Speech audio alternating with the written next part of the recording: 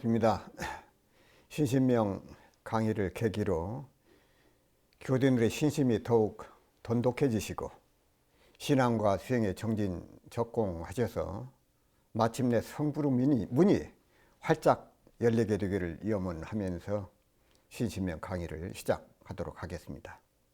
오늘은 40장 지자는 조작함이 없다. 지자 무의, 지혜로운 사람이거든요. 지혜로울 지자, 사람 자자. 무의, 함이 없다. 지혜로운 사람은 함이 없다. 우인 자박이라. 이 묶을박자거든요. 어리석은 사람은 스스로 묶는다. 자승자박이라는 말씀이 있죠. 어리석은 사람은 스스로 묶는다. 자기 자신을 자승자박한다. 지혜로운 사람은 함이 없거늘 어리석은 사람은 스스로 자기 자신을 영배인다.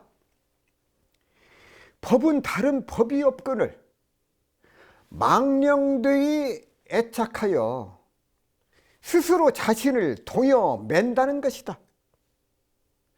무의와 이 자박, 함이 없는 것과 스스로 얽매이는 것, 무의와 자박이 둘이 아니니 법에 다른 법이 있을 수 없다는 것입니다. 여기에 대해서 조사스님은 일갈하시기를, 한 말씀 하시기를, 이미 다른 법이 없거늘 애착이 어디 있겠느냐? 어찌 스스로 망령되이 애착이라고 하느냐?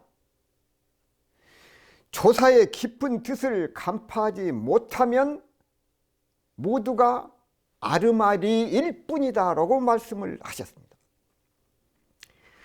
눈이 밝은 스승님들이 계셔서 후학들의 공부길을 바로 잡아주시니 참으로 고맙고 감사해야 할 일이다. 법에는 일체 다른 법이 없다면 망령됨이나 애착하는 법이 따로 있을 수 없다는 것입니다. 그래서 입을 열면 이를 그르친다고 하신 것이다. 입을 열면 그렇죠. 이 말이 참으로 중생들을 살리는 자비로운 말씀이 된다고 말이에요. 예를 들어 허공에 비로자 허공에 다시 무엇이 있다고 하면은 이미 허공이 아니다. 우리는 허공하면은 벌써 앞에 산과 앞산과 내가 서 있는 이곳까지 그 사이에 빈 공간을 허공이라고 생각하는데 전혀 그렇지 않다고. 부처님께서 말씀하시는 허공은 나는 물론이고 앞산이나 뒷산이나 모양이 있거나 없거나 모두가 다 공이라는 것이다. 있는 모양이 없어져서 공이 되는 것이 아니고 모양이 있는 그대로가 바로 공이라는 말씀이다. 그 말. 예를 들면 집에 기둥과 주춧돌, 석가래와 대들보, 그리고 기와, 이것이 알고 보이는 모든 것이 다 인연에 의해서 모아졌을 때 그걸 집이라고 그래. 그러나 기둥이나 기와나 석가래나 대들보 이것이 각각 따로 있으면은 기둥, 기와, 석가래, 대들보일 뿐이지 집은 아니다 그 말. 집이라고는 세 개가 없어. 따로 있으면은 다만 인연이 모여 있는 동안에 그 어변에 의해서, 인연에 의해서 집이라고는 이름이 생겼을 뿐이다 그 말씀이에요. 따로 있으면 집이 안 돼. 모여 있을 때, 인연이 되어 있을 때 그때 집이다 그 말. 그래서 이 모든 것을 연기공선, 인연연자 일어날 기자 연기공선이다 그 말. 모양이 분명하게 눈앞에 있는데 앞에 있는데 왜 공이라고 하냐. 사실이 그렇다고 말이에요. 사실이 그래요. 이 초승달이라고 하는 것은, 이 초승달이라고는 그림자에 가려진 둥근 달이, 없는 초승달이 있다고 보는 이치와 같다. 초승달이 따로 있고 보름달이 따로 있는 게 아니다 그 말. 구름에 가려서, 그래서 달 모양 전체가 안 나오기 때문에 초승달이지, 물리학에서도 입자가 곧 파장이고 파자가 곧 입자라고 하는 사실을 가르치고 있음을 우리가 알 수 있다 그 말. 그래서 불교의 입장에서는 그러한 사실까지도 견해가 조금 다르다 그 말. 조금 달라. 눈에 보이는 바깥 세계를 인정을 하면서도 그것을 증명하는 사람이 있어서 공이라고 하면 이미 공이 아니라는 것이다 그 말. 관찰하는 주관이 남아 있다면 그것은 결코 공을 깨닫는 길이 아니다. 주관인 나와 객관인 사물을 따로 보는 안목으로 공을 증명한다는 사실 자체가 이미 공과는 거리가 멀 수밖에 없기 때문이다 그 말. 그러므로 환영인 망상으로 인해서 스스로 거기에 애착을 하게 돼, 중생들이. 그게 중생들의 세계예요. 환영이 있다고 생각을 한다. 그래서 꿈속에서 본 금덩어리를 사실인 것처럼 생각을 하고 그 금덩어리에 애착하는 것과 결코 다르지 않다고 말씀이에요. 이러한 얘기를 남의 일같이 생각되지만은, 그렇게 생각하고 있지만은 오늘날 우리가 살아가고 있는 모습, 현재의 모습이 바로 그렇다고 말씀입니다. 달은 둥근 보름달 하나뿐이요. 본래 보름달 하나인데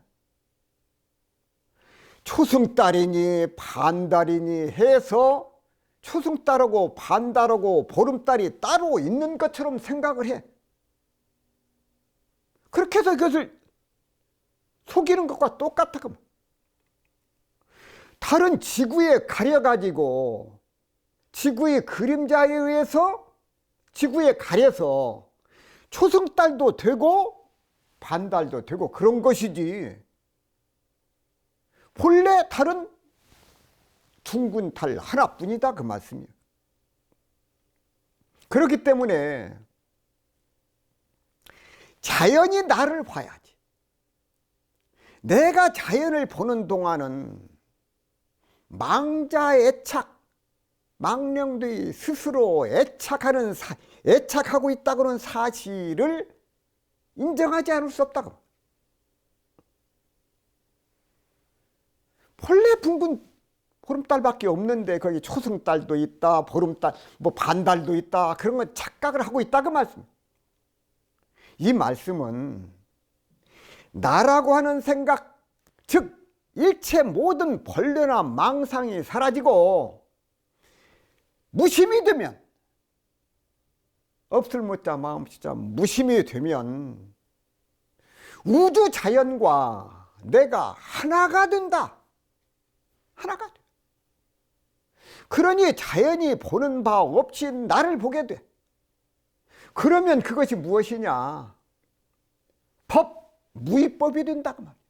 법법자 없을 못자 달을 잊자 법법, 법 무위법이 돼. 그러나 보는 내가 있는 동안, 바라보는 내가 있는 동안은 법 무위법이 될 수 없다 그 말이야. 자연이 나를 봐야지 내가 자연을 바라본다, 그럼 법 무위법이 될 수가 없다 그 말이야. 성철 스님께서 신신명 강설에서 지자무의, 지혜가 있는 사람은 아무것도 할 것이 없다, 왜냐하면 태도가 현전하여 눈앞에 나타나서 버리려고 해야 버릴 것이 없고 취하려고 해도 취할 것이 없는데 무슨 할 일이 있겠는가? 잘 모르는 사람은 공연히 취하려고 애쓰며 버리려고 고생을 한다. 어리석은 사람은 근본 대법을 모르기 때문에, 대할 때자 법법자 근본 대법을 모르기 때문에 스스로 취사심에 묶여서 엎어지고 자빠지며 지옥으로 갔다 극락으로 갔다고 하면서 온갖 전도를 거듭한다.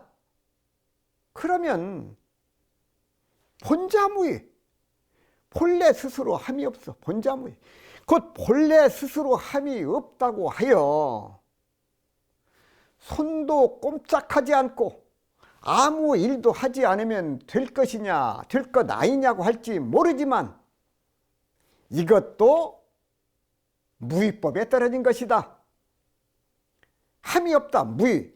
함이 없다고 했지만 실제로는 함이 없는 것을 찾아볼 수도 없고 중도를 깨쳐서 중도도 찾아볼 수 없는 구경에 사는 말이지, 함이 없다고 해서 아무것도 하지 않고 가만히 있으면 된다는 말은 아니다고 말씀을 하셨습니다. 자, 무의, 없을 무자 하유자, 무의 반대는 있을 자 유인데 어떻게 하는 것이 조작함이 없는 무의냐 하는 것은 설명하기 어려운 문제 가운데 하나다. 무엇이 무의냐? 자, 어떤 사람이 발심을 해서 수행을 해서 정각을 이루겠다고 열심히 수행을 하는 사람이 있다고 예를 들자고 말씀이에요. 글자 그대로 하면은 이 사람이 하고자 하는 것이 인위적으로 하고자 하는 것이라면 유의라고 밖에 볼 수 없어. 그러면 이 사람은 어리석은 사람이고 자기 끈으로 자기를 묶는 자승자박을 하는 사람인가 하는 문제가 돼요. 이 사람 발심이 높은 자리에 오르겠다고 욕심을 내어서 세워진 것인가? 순리에 따라서 욕심 없이 세워진 것인가 하는 것이 문제가 될 수가 있다고 말이에요. 욕심에 의해서 세워진 발심, 욕심으로 낸 그런 발심이면 이건 이슬기자 유의가 되고, 욕심이 없이 순리로 세워진 발심이라면 그것이 무의가 된다고 말이에요. 수행 과정에서도 수행 방법을 남들과 다른 방법을 찾으려고 하는 것은 유의가 되고, 자기 의견을 세우려는 생각 없이 스승의 가르침을 받아서 열심히 수행하는 것은 그것은 무의가 된다고 말씀입니다. 수행 도중에 어떤 경지를 맛보았을 때 기뻐하거나 남들은 다 어떤 경지를 체험했다고 하는데 자기에게는 아무것도 일어나지 않았을 때 기뻐하거나 실망하는 마음이 일어나는 것은 유의요. 그에 대한 감정이 일어나지 않는 것이 그것이 무의다고 말씀이에요. 따라서 수행을 유의적으로 한 사람은 수행상에서 그의 감정의 기복이 심하게 일어나지만, 무의적으로 한 사람은 꾸준하게 지속적으로 평상심으로 수행을 하게 된다는 것이다 그 말씀이에요. 유의와 무의가 다르다 그 말씀이에요. 영가 스님은 증도가에서 종취, 부처님은 그 근본 취지죠. 종취도 통하고 설법도 통하니 선정과 지혜가 뚜렷이 밝아서 공에 걸리지도 않는도다. 다만 나 홀로 이제 통달하여 알았을 뿐 아니라 수없는 모든 부처님이 본체는 모두 한 가지로다 하고 말씀을 하셨습니다. 자, 종제를 깨달으니 모든 부처님은 본체가 둘이 아니고 선정과 지혜의 달이 밝게 빛나 공에도 걸리지 않는다. 그런 그 말씀을 통해서 우리 공부인들로 하여금 선정에 들고 지혜를 밝혀야 됨을 강조해 주신 소중한 말씀이다 그 말. 42장경에 보게 되면 부처님께서 말씀을 하시되 내 법은 함이 없는 생각을 생각하고 무의지요. 함이 없는 행을 행하고 함이 없는 말을 하고 함이 없는 법을 닦는 것이니 이는 곧 당처를 떠나지 아니하나 미한 이는 천리나 멀어지나니라. 만일 도를 닦는 사람이 진리의 홀이라도 어긋남이 있다면 잠깐 사이라도 능히 본심을 지키지 못하리라고 말씀하셨습니다. 정산종사께서 불보살은 함 없음에 근원하여 무의지요. 함 없음에 근원하여 함 있음을 이루신다고 말씀하셨습니다. 말씀하시기를 불보살은 함 없음에 근원하여 함 있음을 이루게 되고 상 없는 자리에서 오롯한 상을 얻게 되며 나를 잊은 자리에서 참된 나를 나타내고 공을 위하는 데서 도리어 자기를 이루니라. 유의무의 무상상고전 망하 진화현 이공반자성이라고 이렇게 말씀을 하셨습니다. 또 말씀하시기를 범부 중생들은 작은 지혜에 걸려서 큰 지혜를 얻지 못한다고 말씀을 해요. 말씀하시기를 범부 중생들은 작은 선에 걸려서 큰 선을 행치 못하고 작은 지혜에 걸려 큰 지혜를 얻지 못하나 성인은 작은 선으로부터 큰 선을 행하고 작게 아는 것으로부터 크게 아는 것을 얻나니라고 말씀하셨습니다. 최산종사께서 지혜를 떠나지 않는 복이 바른 지혜라고 말씀하시기를 복을 떠나지 않는 지혜가 바른 지혜요. 지혜를 떠나지 않는 복이 진정한 복이다.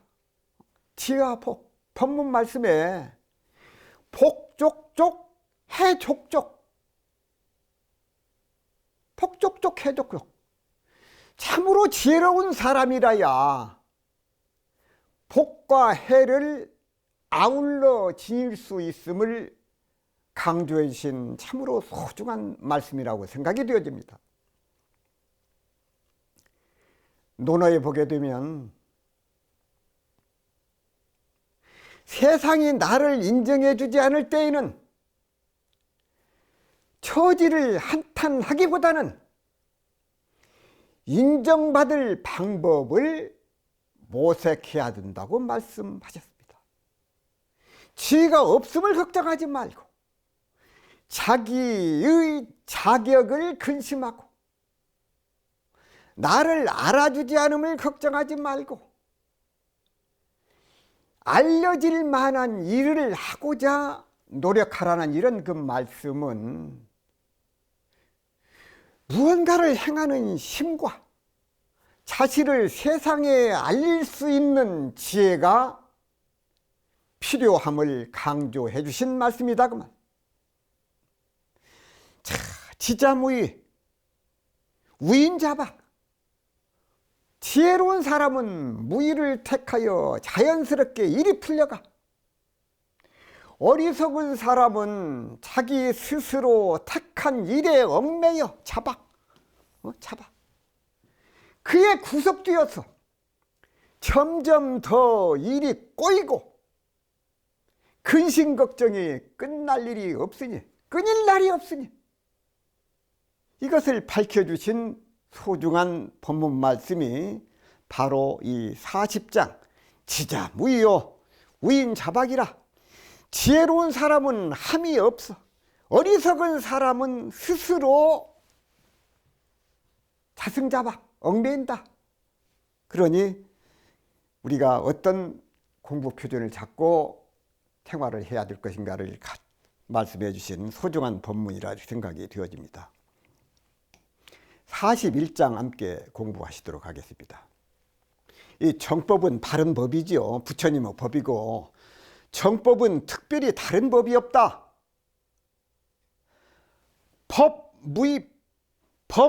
무의법. 법은 특별히 다른 법이 없다 그 말. 법무의법. 달을 잇자 법. 망자의 착이다. 망령되이 스스로 거기에 애착을 한다고 말이야. 법은 다른 법이 없거늘 망령되이 스스로 거기에 애착 탐착을 한다고 말이야. 법무의법. 법은 다른 법이 없거늘 망자애착, 망령되이 거기에 스스로 애착하고 거기에 탐착을 한다. 정법이란 글자 그대로 부처님은 올바른 지혜를 말씀하라. 부처님은 올바른 지혜라고 하는 것은 부처님은 마음이 드러나는 자리, 그 자리를 뜻한다고. 희비 분별이 떨어진 순수한 마음자리에서 참선을 할 때에 올바른 참선이 되고, 다른 생각이 없이 오직 부처님 마음자리에서 염불을 할 때 올바른 염불이 된다고 말. 또한 부처님은 모든 공덕이 담겨있는 주문을 정성껏 외움으로써 생기는 주문의 힘을 주력이라고 해요. 주문주자 힘력자. 주문을 열심히 하게 되면 거기서 주력을 얻게 돼요. 정법이라고 하는 건 밖으로 나타나 있는 그런 그 모습이 아니라 부처님의 마음이 드러나느냐 아니냐가 기준이 된다고 말이죠. 자, 우리가 눈을 감고 생각을 한번 해보자. 마음 바깥에 있는 것은 모두 법이니, 법에는 좋고 싫고 미추가 따로 없다. 아름다우고가 추한 것이 따로 없다 그 말. 이것을 보고 듣고 감정이 일어나는 것은 순전히 나의 고락이라고는 인과의 업 때문에 일어난다 그 말. 법무의법. 법은 다른 법이 없어. 망자 애착하여 스스로 허망하게 스스로 거기에 좋아하고 집착을 한다.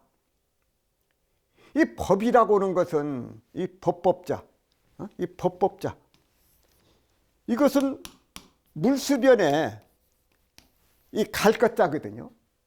물수변에 이 갈것자, 물이 흘러가듯 자연스럽고 거슬림이 없는 것, 그것을 법이라고 그러거든요. 그것을 법이라고 해요. 그런데 여기에는 더할 것도 없고, 부처님의 법은 덜할 것도 없고, 좋거나 나쁘거나 옳고 그름이 없는 법 그대로일 뿐이다. 이는 무의와 함이 없는 것과 중도 가운데 중자 길도자 중도와 진공, 부처님의 법이다. 무의와 중도와 따라서 나의 마음 감정이 괜히 좋고 싫고 즐겁고 괴롭고 기쁨과 슬픔, 행복과 불행, 거기에 스스로 집착하고 사는 것, 그것이 중생의 마음이다 그 말씀이죠. 왜?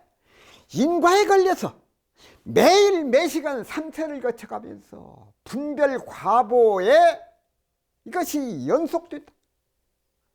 문제는 싫고 괴롭고 고통스럽고 속상하고 분하고 기분 나쁜 감정이 들어서 그런다.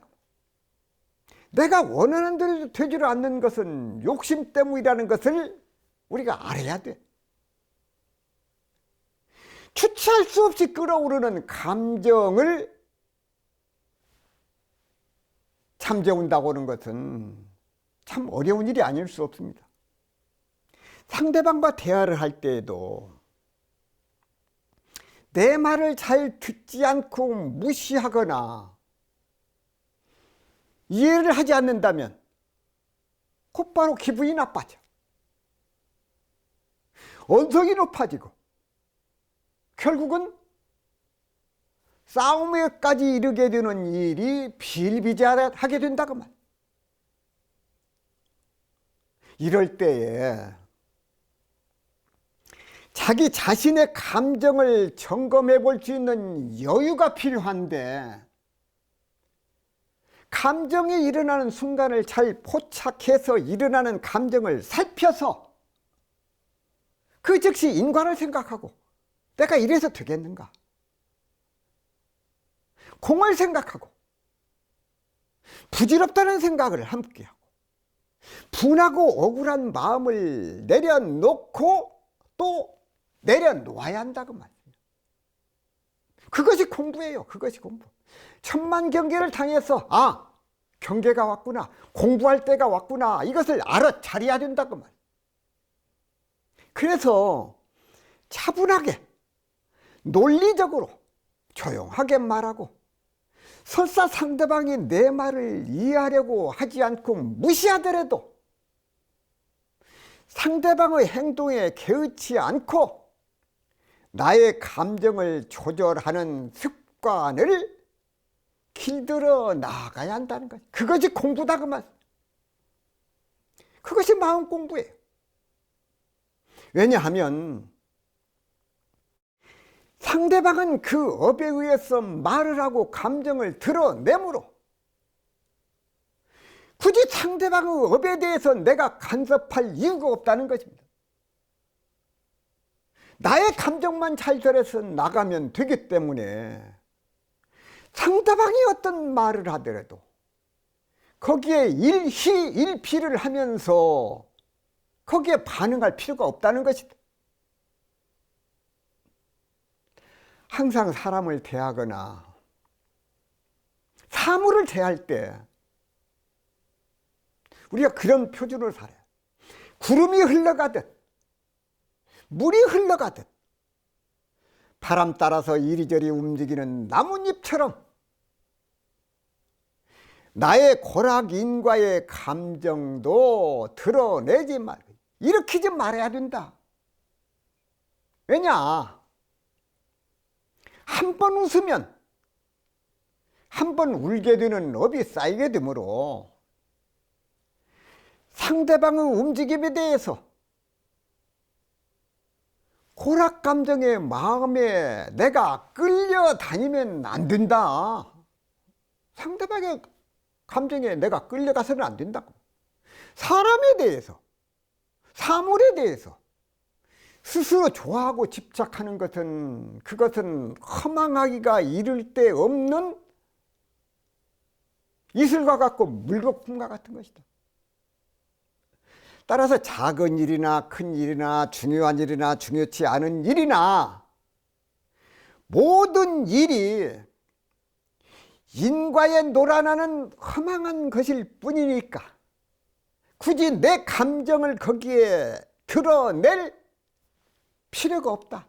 그것을 깨닫는 것, 그것이 공부다 말이야. 그런 대중을 갖고 사는 것이 마음 공부를 잘하는 길이다. 아무리 중요한 일이라 할지라도 모든 것은 감정의 노름이다. 감정에 따라서 움직이는 파도와 같기 때문에 좋은 것에 집착하여 마음을 상한다는 것은 인과라는 법이 작용하기 때문에, 따라서 내 마음에 꽂혀 집착하고자 하는 스스로의 감정을 잘 살펴서 어리석은 마음은 그런 마음, 요란한 마음이 일어나지 않도록 해야 된다고 말이에요. 마음 밖에 있는 것들은 법 그 자체로서 전혀 아무 문제가 없는데, 문제는 마음 밖에 있는 사람과 그 대상을 보고 반응하는 거기에 문제가 있는 것이다. 모든 것이 나의 감정에서 비롯된다는 것을 명심하고 또 명심해야 된다. 그냥 그대로 보고 그냥 그대로 들어 절대로 감정을 이렇게 해서는 안 된다. 거기에 공부의 표준을 잡아야 된다고 말씀이죠. 성철 스님께서 신신명 강설에서 법은 다른 법이 없어서 중생이 생각하고 집착할 특별한 법이 없는데 공연히 스스로 애착할 뿐이라는 말이다. 세법을 버리고 세간법을 버리고 불교를 해야겠다. 교학을 버리고 참선을 해야겠다.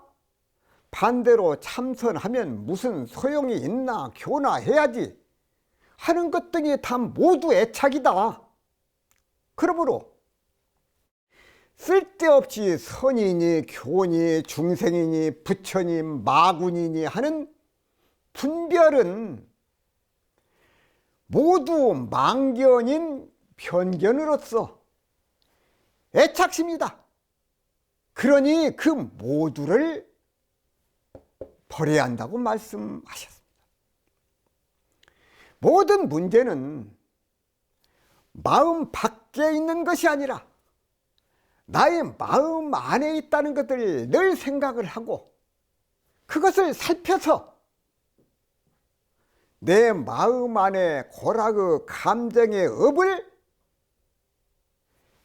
중도심으로, 중도의 마음으로 그것을 바꾸려고 하는 노력을, 그것을 게을리해서는 안 된다. 거기에 공부의 표준을 두자고 말. 그러면 어떻게 되느냐?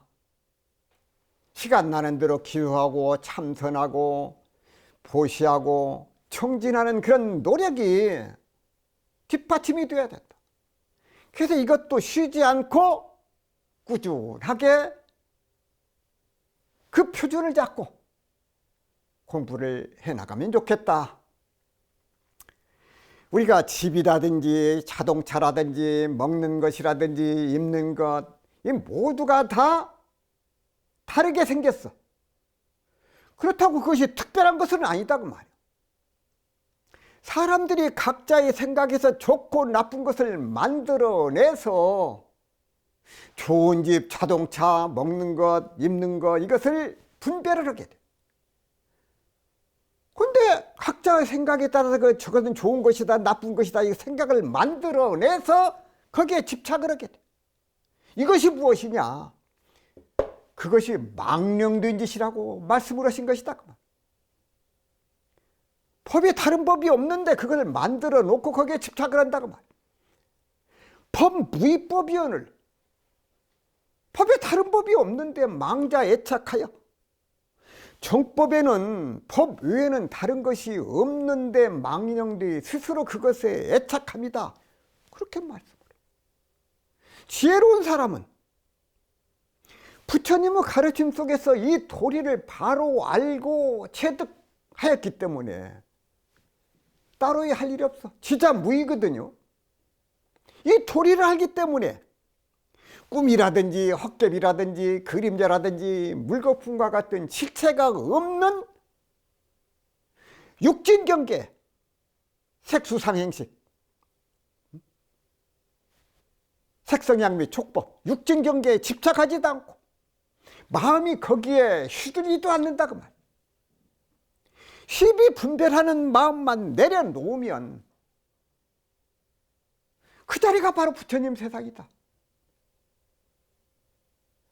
중생의 마음이 사라진 자리가, 중생의 마음이 사라진 그 자리가 바로 극락정토다 그 말이야. 어떤 허물이 따로 있을 수 없다 그 말이야. 그 자리에는. 영가 스님은 증도가 첫 구절에 지혜로운 사람은 어떤 사람이냐? 지혜로운 사람은 더 배울 일이 없이 사는 한간도인이다. 절악 무의한 도인, 이렇게 말씀을 하셨어요. 부처님은 마음자리가 멀고 먼 것 같아도 마음을 닦는 공부는 결코 헛된 것이 없습니다. 한시라도 젊고 기운이 있을 때 우리가 망령과 집착을 내려놓고 중생의 어리석음에서 벗어나서 지혜를 밝히는 공부에 더욱 정성을 다해야 하겠습니다.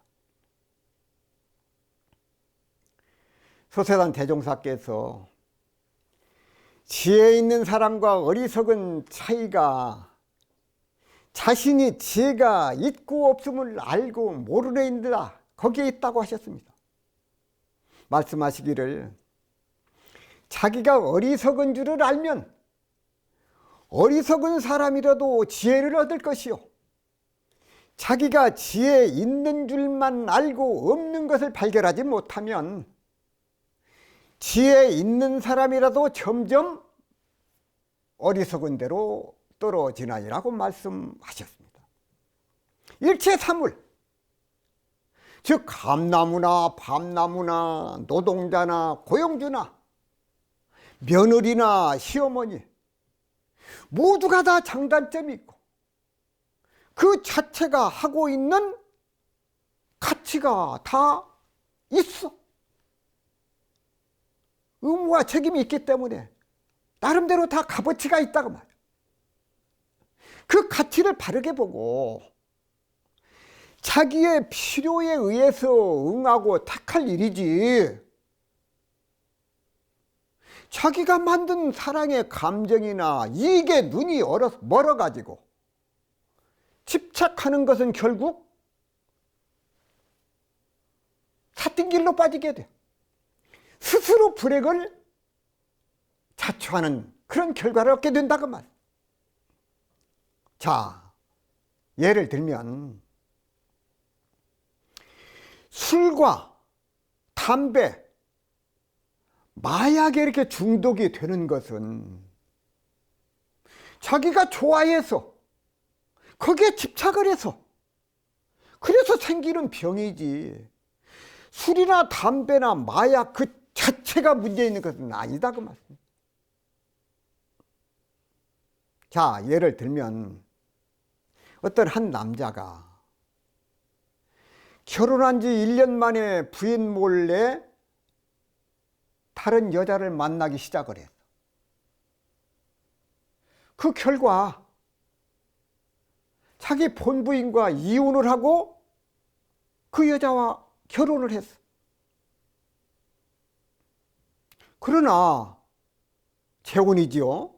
결혼한 지 1년도 못 돼서 이번에는 그 여자가 못 살겠다고 해서 이혼을 당했어. 이혼을 당한 이 남자는 4년 후에 화병이 나서 죽고 말았어. 그러면 본부인이나 두 번째 결혼한 두 여자에게 문제가 있었냐? 이 남자가 자기 본부인보다도 그 여자가 더 좋다고 해서 스스로 집착한 것이 그것이 문제가 되었고 결국은 자기의 소중한 인생을 망치게 되었다고 말이야. 이것은 과거에 지은 어떤 그 경험과 습관에 의해서 좌우되는 것이죠. 집착함이 있다고 하는 것은 그 사실을 발견하게 되면 즉시 그것을 인식을 하고 나의 어떤 집착, 나의 잘못, 그것을 꾸준하게 그 성품을 고치도록 노력을 해야 된다고 봐요.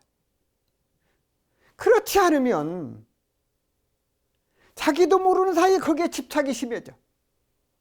집착이 심해지면 거기에 불만이 쌓이고, 불만이 쌓이게 되면 거기에 감정이 휩싸이게 되고, 화를 자주 내게 되고, 화를 자주 내게 되면은 그 화가 쌓이게 되면은 고질병에 걸리게 된다고. 왜냐? 이 애착이라고 하는 것은 무의가 아니라 유의에서 온다고. 내가 무엇을 하고자 유의에서 오는 것이기 때문에 그렇다. 자기의 분별심에서 좋다 나쁘다고 하는 것은 자기의 좁은 소견에서 나오는 있을 유자 하유자 유의다 그 말. 유의요. 좋고 나쁘고 분별을 떠나서 스승님의 가르침에 따라서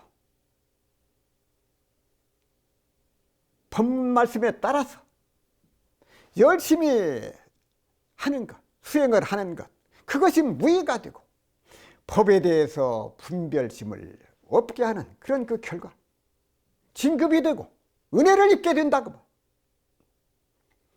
법에 대한 분별심이 없을 때 애착심이 일어나지 않게 되고 항상 편안한 마음으로 자기가 하는 일에 더욱더 열심하게 된다, 열중하게 된다고. 지자무의 지혜로운 사람은 함이 없거늘 우인자박, 어리석은 사람은 스스로 자승자박, 스스로 얽매인다. 지혜 있는 사람은 아무것도 할 것이 없다. 왜냐? 태도가 현전 눈앞에 나타나서 버리려고 해도 버릴 것도 없고 취하려고 해도 취할 것이 없는데 무슨 할 일이 따로 있겠는가? 이것을 잘 모르는 사람은 공연히 취하려고 하고 애쓰고 버리려고 고생을 한다 그 말씀입니다. 어리석은 사람은 근본 대법을 모르기 때문에 스스로 취사심에 묶여서 엎어지고 자빠지고 지옥으로 갔다 극락으로 갔다 하면서 온갖 천도 망상을 거듭한다고 말. 혼자무의 본래 함이 없다. 그러면 손도 꼼짝하지 않고 아무 일도 하지 않으면 될 것이 아니냐. 이것도 사실은 무의법에 떨어진 것이다 그 말. 무의법에 떨어. 함이 없다고 했지만은 실제로 함이 없는 것을 찾아볼 수도 없고 중도를 깨쳐도 중도도 찾아볼 수 없는 구경에서 하는 말이지. 함이 없다고 해서 아무것도 하지 않고 가만히 있으면 된다는 그런 말은 아니다. 자, 눈을 감고 우리가 생각을 한번 해봅시다. 속상함에서 벗어나는 방법은 내 마음이 속상해. 그것은 무엇이냐? 즐거운 만큼 괴로움이 생기고 얻은 만큼 잃게 되는 그것이 인과법칙이다 그 말. 내 마음에 드는 만큼 들지 않은 과보를 받게 되므로 말과 생각, 행동에 있어서 분별심을 제거해야 된다. 신신명 42장에 보면은 장심 용심하니 기비 퇴착가 하는 말씀이 있습니다. 어떤 집착을 가지고 집착하는 마음을 가지고 마음을 쓰게 되면은 거기에 크게 어긋난다. 내가 마음이 지금 어디에 묶여 있느냐, 내 마음이 어디로 향하고 있느냐, 그것을 알아야 된다. 그래서 집착하는 마음, 거기에 그 마음에 집착하지 않도록 우리 공부의 표준을 잡고 수행하고 정진하시기를 부탁을 드리면서 오늘 강의 마무리하도록 하겠습니다. 감사합니다.